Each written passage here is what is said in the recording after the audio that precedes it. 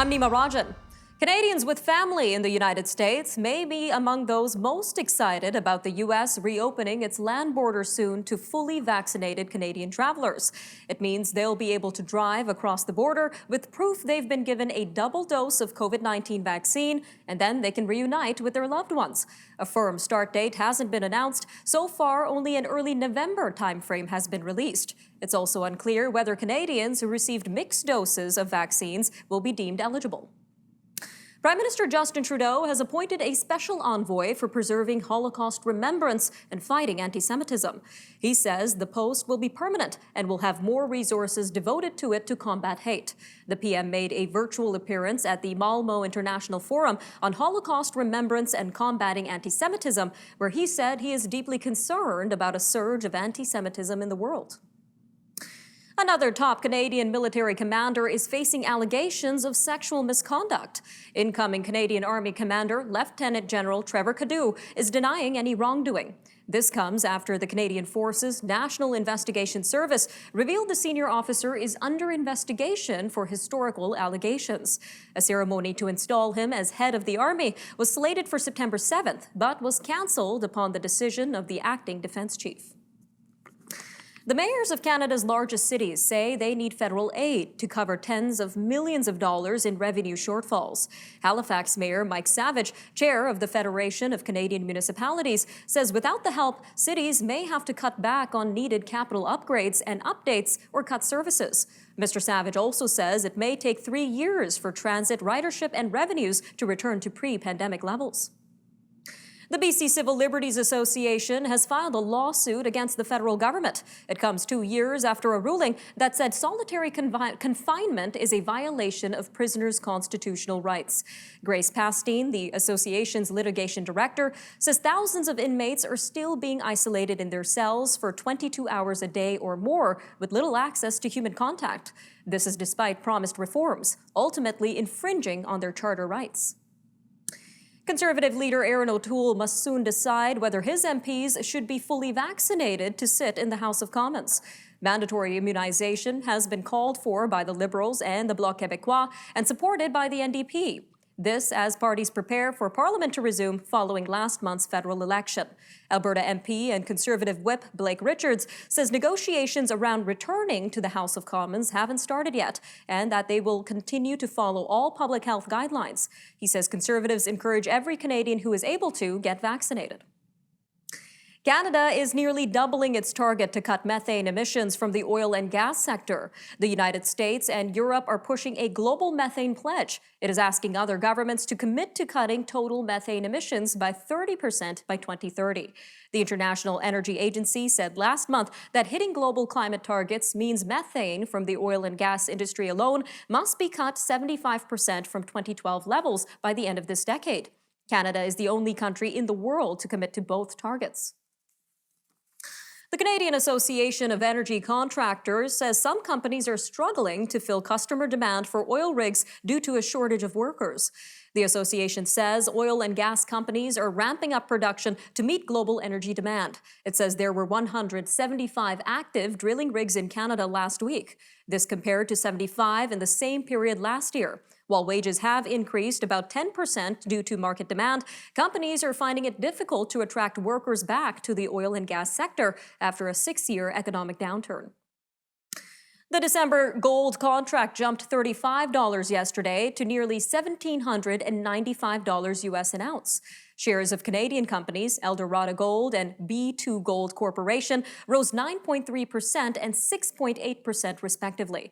The rise in gold prices came as the U.S. reported its highest inflation level in 13 years in September. Gold is considered an inflation hedge. Ontario is honoring fallen police officers who died in the line of duty.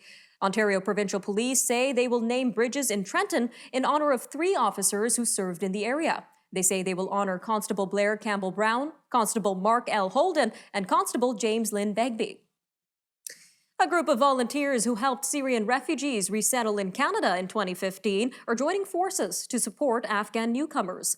Lifeline Afghanistan is organizing the volunteer efforts in Toronto to provide food, clothes, and other basic needs to Afghan refugees. Canada has welcomed more than 2,500 Afghans since the Taliban took over Afghanistan in the summer. All right, stay tuned. We'll be right back after the break on Forum Daily News.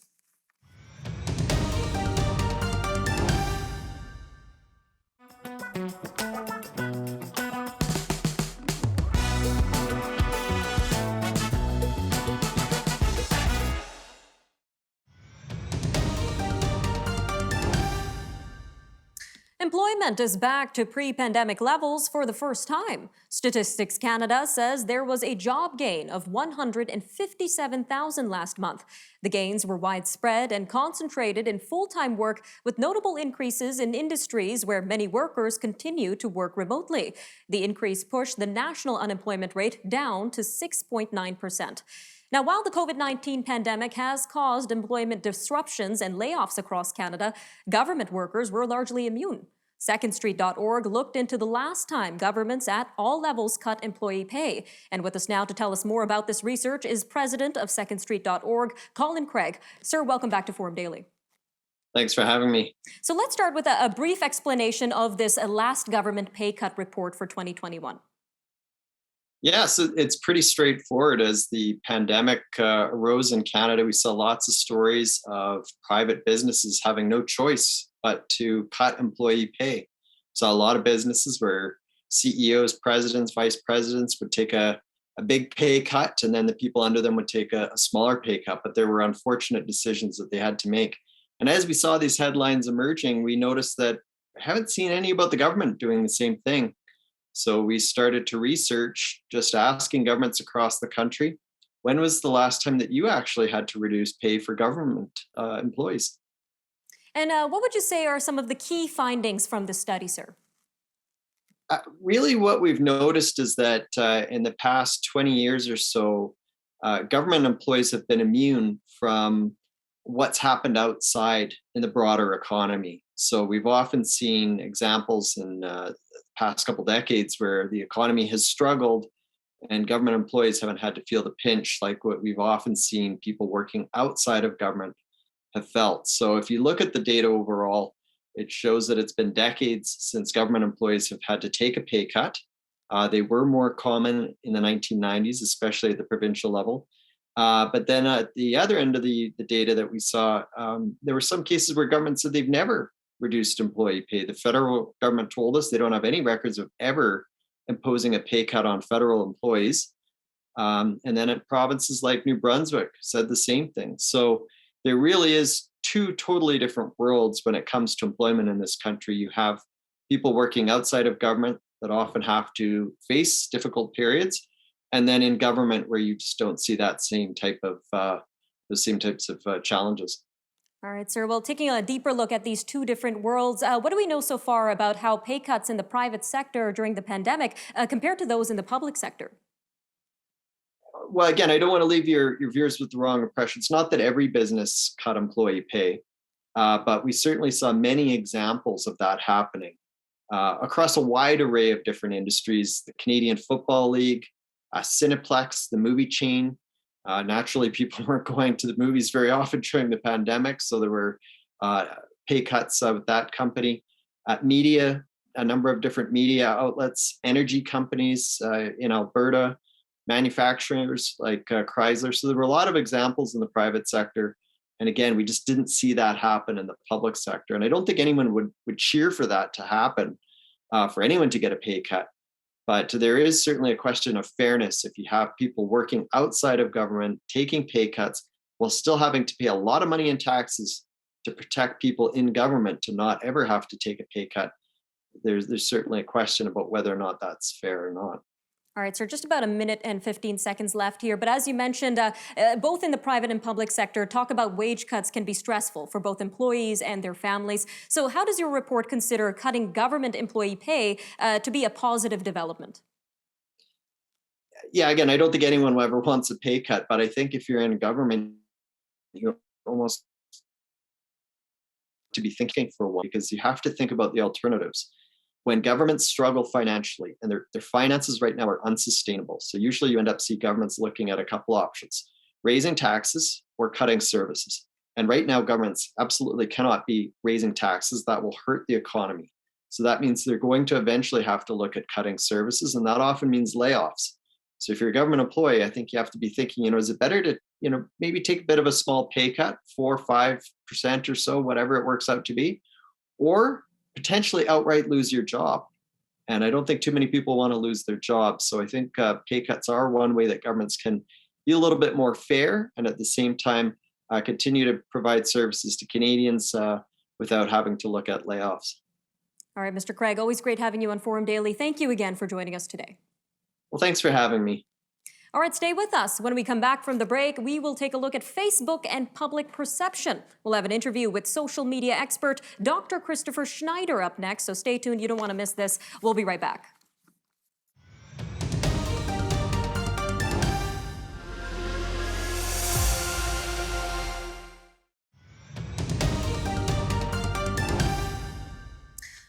% of respondents to an online survey by Leger and the Association for Canadian Studies said they have a negative opinion of Facebook, with half of respondents saying the social media giant should be regulated or broken up. The vast majority agreed Facebook amplifies hate speech, helps spread fake news, and damages people's mental health. However, more than 3 in 4 also believe the social network helps them stay connected to their loved ones, with another 51% saying Facebook is key to sharing information. Well, joining us now to talk more on this is Dr. Christopher Schneider, social media expert and professor at Brandon University. Dr. Schneider, welcome back to Forum Daily. Thank you for having me back. Now, Facebook has been facing a lot of questions around its part in spreading hate speech, misinformation, and harming users' mental health. But I guess the big question here is, should social media platforms be seen as a key culprit in this issue, or does the fault lie with content creators?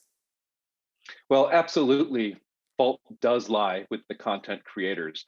People have been creating hate speech propaganda and saying terrible things before the advancement of social media, and we know this. What Facebook does, of course, is provide a platform that amplifies hate speech and some of these other things that people are talking about, and that's where we need to really focus our attention to hold Facebook accountable and not necessarily the individuals.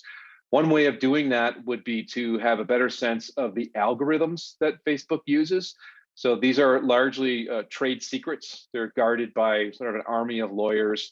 The different social media platforms also restrict their algorithms. And so we don't really know how Facebook uses its algorithm to monetize discontent, for example, when people are arguing online or promoting hate speech.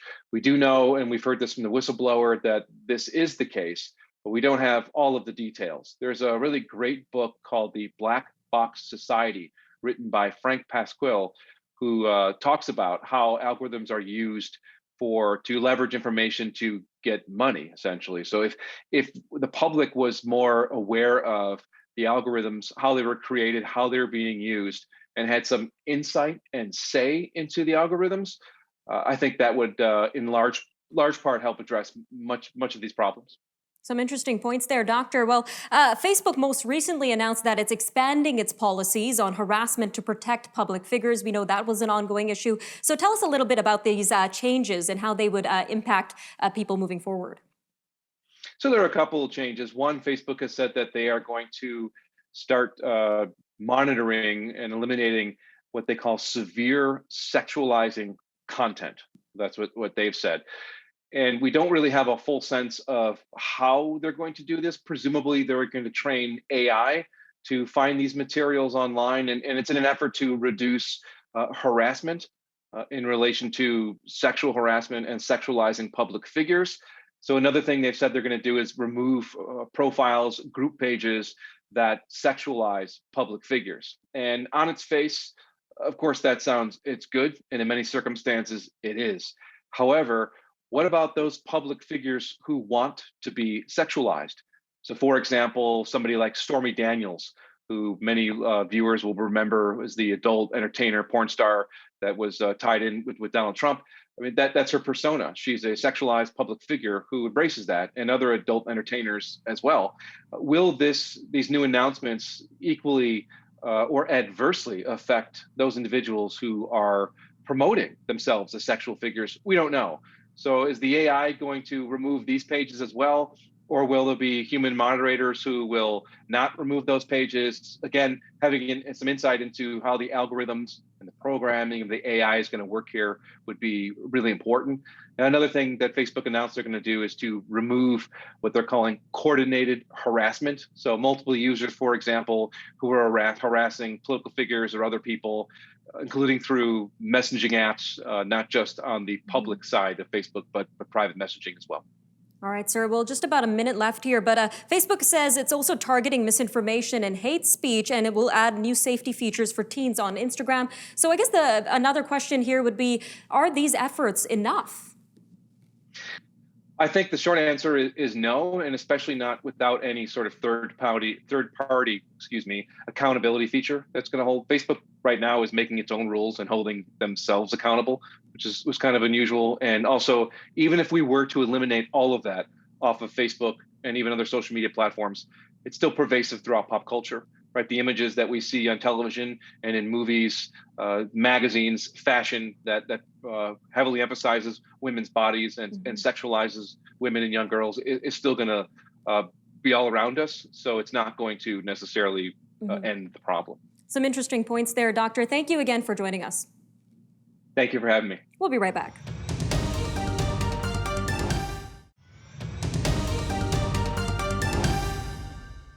Norway's domestic security agency says a bow and arrow attack that killed 5 people appears to have been an act of terrorism. A 37-year-old Danish man has been arrested as the suspect in the Wednesday night attack in Kongsberg, Norway. The police chief told a news conference that the victims were 4 women and 1 man between the ages of 50 and 70. Mass killings are rare in Norway, and the attack drew immediate comparisons with an attack by a right-wing domestic extremist who killed 77 people a decade ago. Prime Minister Fumio Kishida has dissolved the lower house of parliament.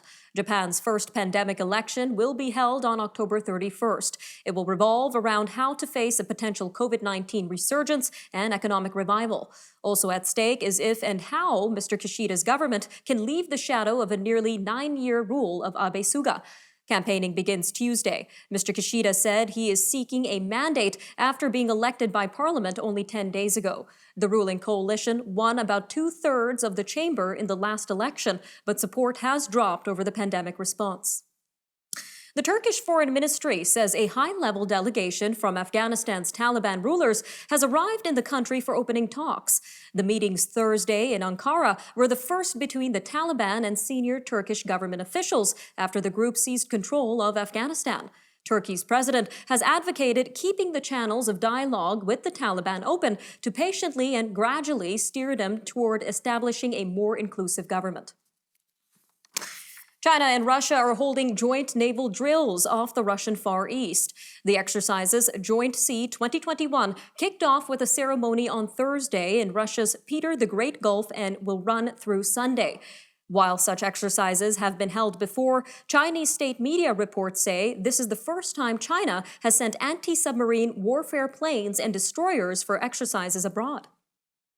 Well, meanwhile, International Olympic Committee Vice President John Coates says challenging China on its human rights record ahead of the 2022 Winter Games is not in their remit. Mr. Coates said human rights were an important part of the fundamental principles of the Olympics. However, quote, "We have no ability to go into a country and tell them what to do." The U.S. government says it expects American households to see increases of up to 54% for their heating bills this season from last winter. The prediction comes as prices are surging worldwide for heating oil, natural gas, and other fuels. The U.S. government says the sharpest increases are likely for homes that use propane. But it says those heated by natural gas, which make up nearly half of all U.S. households, may spend 30% more than a year ago. This as forecasters are predicting a colder winter. The head of the Chicago Police Officers Union has called on members to defy the city's requirement to report their COVID-19 vaccination status by the weekend or be placed on unpaid leave. In the video posted online this week, Fraternal Order of Police President John Catanzara vowed to take Mayor Lori Lightfoot's administration to court if it tries to enforce the mandate. Mr. Catanzara suggested if the city does enforce its mandate and many union members don't comply, Chicago's police force will be at 50% or less this weekend. Armed clashes have broken out during a protest in Lebanon against the lead judge investigating last year's massive blast in the city's port. The protest was called by Hezbollah and its allies who are demanding that the removal of the judge. At least 6 people were killed and dozens were wounded in the most violent street fighting in Beirut in years. Disaster response officials in the Philippines say a tropical storm has left at least 19 people dead. Authorities say they are still investigating another 11 deaths that may have been caused by the tropical storm Kompasu when it passed over the northern tip of the island nation on Monday. Another 14 people have been reported missing in the Philippines. Kompasu also left 1 person dead in Hong Kong as it reached typhoon strength while crossing the open sea on Wednesday. United Airlines employees who are suing the airline over its vaccine mandate will get more time to make their case. A federal judge in Texas ordered United not to place unvaccinated employees on unpaid leave. This if they are seeking a medical or religious exemption from mandatory vaccination against COVID-19. The judge said he was acting because United's promise not to act against unvaccinated employees will expire before he can issue a ruling in the case. Social media is being blamed for contributing to a global rise in anti-Semitism. Government and technology company representatives attending the International Forum on Holocaust Remembrance in Sweden vowed Wednesday to crack down on hate speech, disinformation, and the denial of facts both online and in real life. All right, that'll do it for your look at national and international news for today. I'm Nima Rajan, and this was Forum Daily News. Take care, Canada. We'll see you next time.